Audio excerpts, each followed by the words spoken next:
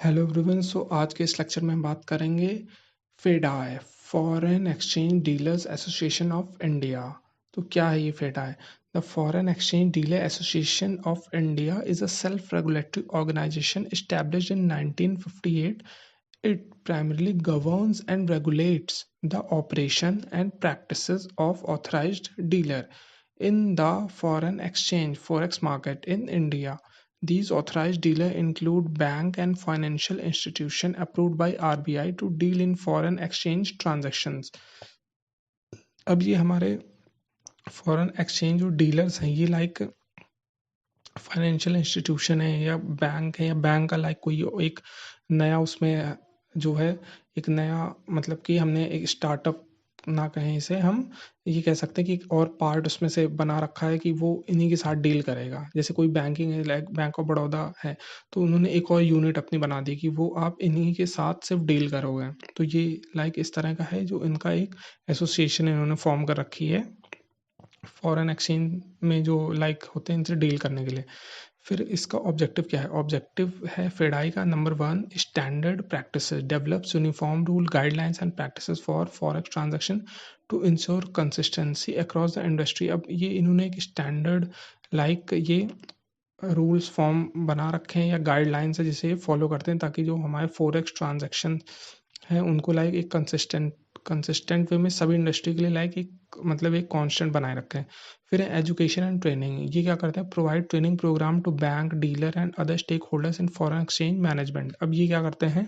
मतलब एजुकेशन या training provide करते हैं। जैसे हमारे जो नए बैंक हैं जो डील करना चाहते हैं या फॉरेन बैंक आके यहाँ पे ब्रांच इस्टेब्लिश करके डील करना चाहते हैं, इसका लाइक हिस्सा बनना चाहते हैं। फिर आते हैं अदर स्टेक होल्डर्स या फिर जो हमारे नई इंडस्ट्रीज़ है उनको किस तरह से लाइक इंटरेक्ट होना है, क्या किस तरह से लाइक उन्हें फाइनेंसिंग होगी, ये सारी चीज़ें क्रेडिट लाइन किस तरह से इशू होगी, कैसे पेपर को वो आइडेंटिफाई करेंगे, ये सारी चीज़ में बताई जाती हैं। फिर transparency in forex market promote fair practice and transparency in forex dealing to protect customer interest. अब ये क्या है कि फेयर प्रैक्टिस और ट्रांसपेरेंसी प्रमोट करते हैं ताकि हमारी जो फॉरेक्स एक्सचेंज डीलिंग हो रही है ताकि कस्टमर के इंटरेस्ट को प्रोटेक्ट कर सकें। फिर dispute resolution assist in resolving dispute between number or between a number and a customer concerning forex transaction. अब ये एक तरह के डिस्प्यूट रिजोल्यूशन का भी काम करते हैं कि लाइक एक एंटिटी मल्टीपल एंटिटी, एक entity single to single entity या सिंगल एंटिटी कस्टमर एंटिटी, तो इस तरह की लाइक जो फॉरेक्स ट्रांजैक्शन से डील कर रहा है। फिर support to RBI work in collaboration with RBI to implement and enforce regulation related to foreign exchange. अभी आरबीआई के को एक लाइक सपोर्ट प्रोवाइड करते हैं, उनके कोलैबोरेशन में काम करते रहते हैं। उनसे लाइक क्या चेंजेस हैं या क्या लाइक उन्हें सारी अपडेशन है कि अब ये नए रूल्स इम्प्लीमेंट करने हैं, तो ये चीज़ें इसमें होती हैं। फिर इसके फंक्शंस क्या हैं? फेडाई के फंक्शंस हैं सबसे पहले setting rules and guideline, formulate operational rule for various foreign exchange transaction including export and import transaction remittances and hedging instrument.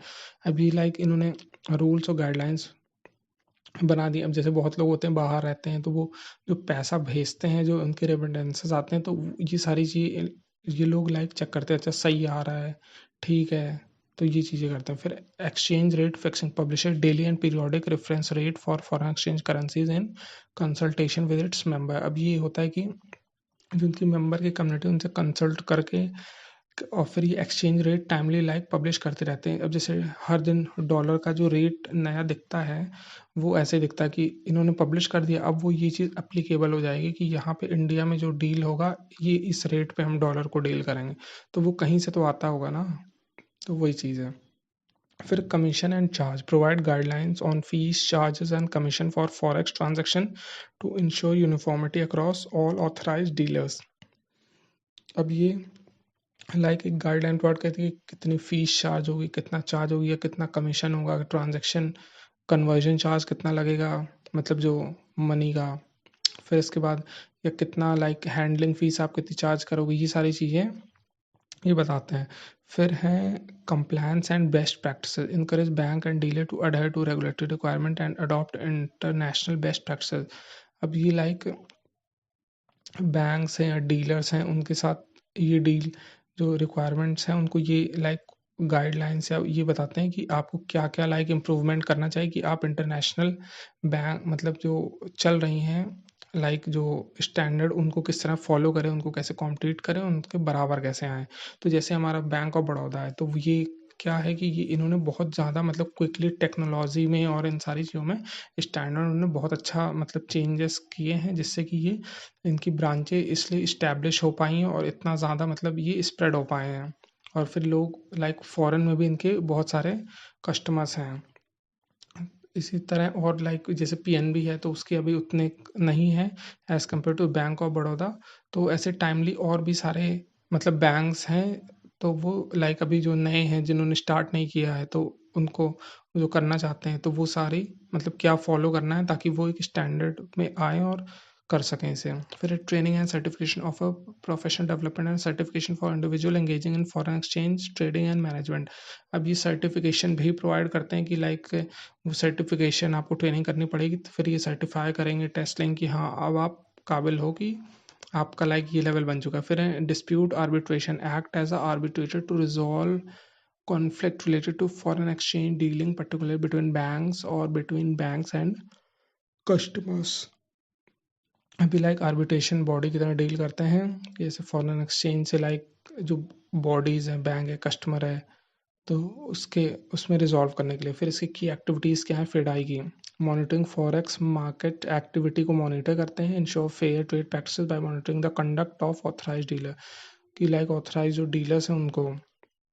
फिर है circular and notification, issues circular to members about changes rules forex policies and market practice in alignment with RBI guidelines. अब ये जो इनको RBI की guidelines को ध्यान में रखते हुए लाइक जो सर्कुलर है, नोटिफिकेशन है, जो रूल्स हैं, जो अपडेट्स है, वो ये बताते हैं। ऐसा ना हो कि ये ऐसे फॉरेन के गाइडलाइन के हिसाब से नोटिफिकेशन तो इशू कर दी, वो आरबीआई के हिसाब से मतलब पूरी अलग जा रही है, तो कस्टमर परेशान हो जाएगा कि हम उनकी माने या इनकी माने।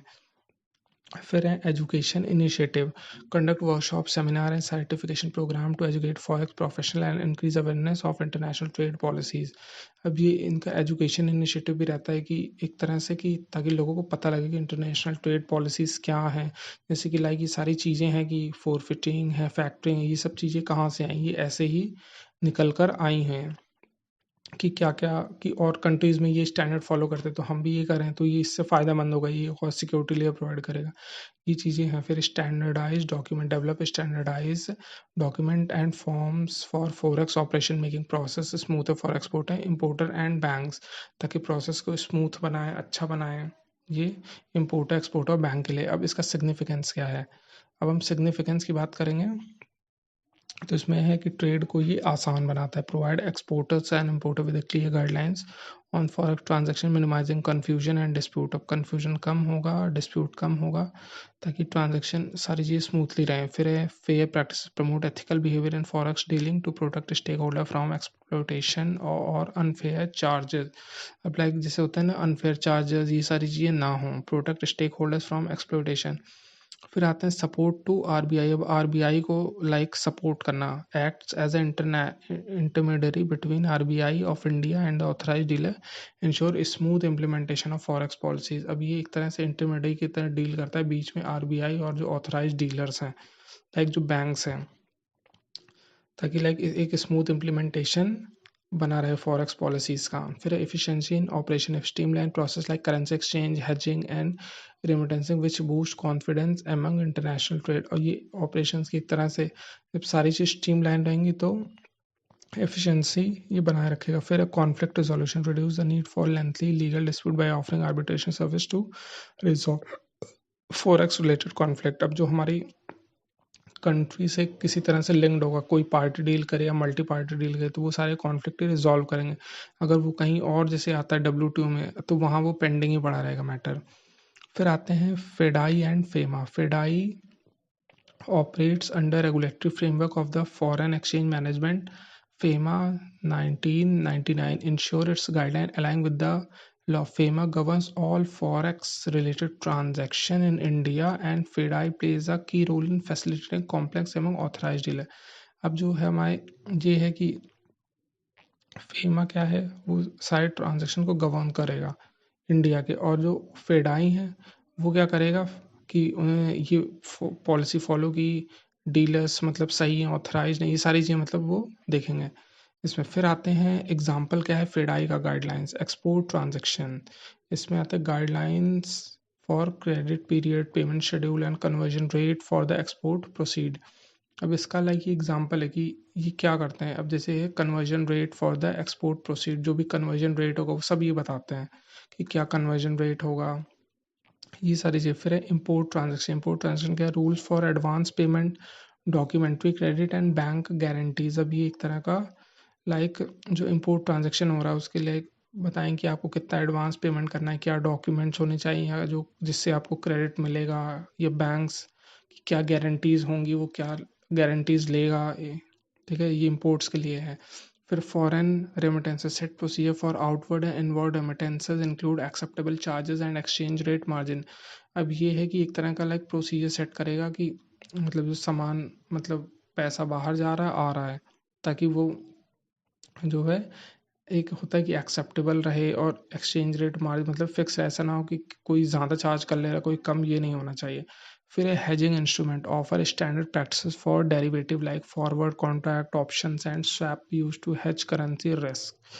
तो ये है हेज इंस्ट्रूमेंट में एक तरह से, हाँ, ये मतलब कि एक तरह से डेरिवेटिव प्रोवाइड करता है कि लाइक जो हमारे फॉरवर्ड कॉन्ट्रैक्ट्स है या जो ऑप्शंस हैं, ताकि स्वैप करने में लाइक कोई है कि करेंसी को होता है ना कि ज़्यादा लाइक वो ना करे कि बहुत रिस्क ना पहुंचाए, कि ज़्यादा लाइक उसको स्ट्रेस फेस करना पड़ रहा है।